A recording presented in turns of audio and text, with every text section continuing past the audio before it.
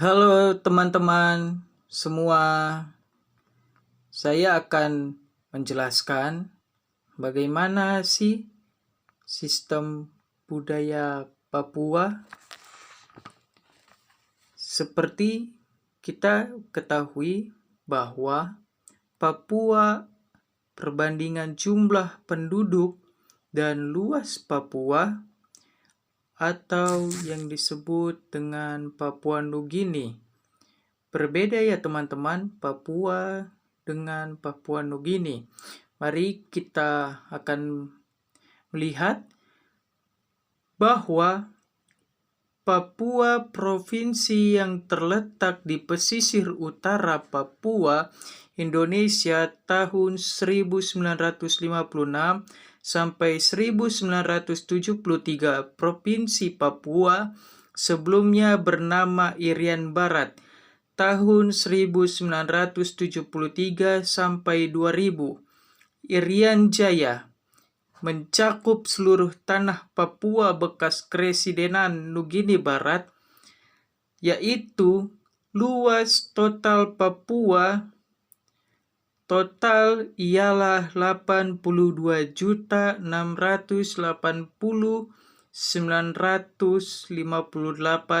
km panjang sekali, atau 31.923.296,54 mili. Bahasa Papua yaitu Indonesia, resmi Melayu Papua, Basantara, Tobali, Biak, Sentani, Yapeh, dan lain-lain. Lagu daerah Soito, Yamko, Rambe Yamko. Rumah adat Papua, Roman Kariwari, rumah adat Rumsram. Ibu kota Papua berada di kota Jayapura yang berbatasan langsung dengan negara Papua Nugini. Provinsi Papua pada tanggal 30 Juni tahun 2002 membentuk provinsi baru yaitu Provinsi Papua Tengah, Papua Pegunungan, serta Papua Selatan. Pertengahan tahun 2024, jumlah provinsi penduduk Papua 1.093.447 jiwa. Provinsi terbesar dan terluas pertama di Indonesia, Papua berada wilayah timur negara Indonesia. Ia pulau terbesar kedua pulau diantaranya Greenland di Denmark. Luasnya 890.000 km jika digabungkan dengan Papua Nugini. Sangat luas sekali ya teman-teman. Selanjutnya, kita akan masuk di dalam pelestarian budaya Papua atau yang disebut Noken. Papua merupakan pulau terbesar di timur Indonesia yang menyimpan banyak kekayaan alam serta kearifan lokal. Namun Pulau Dua provinsi juga memiliki kesenjangan sosial dan ekonomi yang signifikan dibanding daerah lain. Keterbatasan infrastruktur dan teknologi seakan menambah keterpurukan. Jangankan untuk membawa perubahan, untuk menyampaikan pendapat saja kami terkadang merasa minder dengan teman-teman dari kota-kota besar.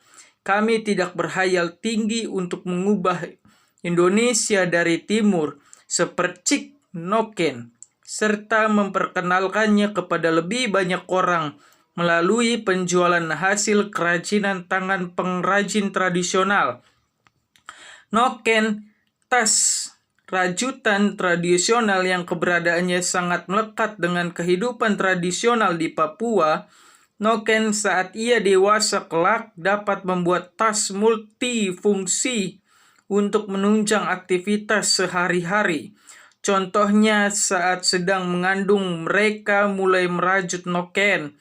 Ini dilakukan agar setelah persalinan mereka dapat membawa bayinya di dalam noken serta menggendongnya kemanapun sembari melakukan aktivitas sehari-harinya. Masyarakat tradisional di Papua juga menggunakan noken sebagai wadah untuk meletakkan hasil perkebunan, hasil berburu, kayu bakar, dan lain-lain. Namun budaya semakin luntur seiring perkembangan zaman. Apakah menjadi sebuah hal yang lumrah untuk budaya tradisional ditarik turun perlahan-lahan, digantikan posisinya dengan budaya modern westernisasi? Ada lagi, teman-teman, distrik di Papua. Kecamatan di Papua disebut distrik karena distrik merupakan pembagian wilayah administratif yang setara dengan kecamatan.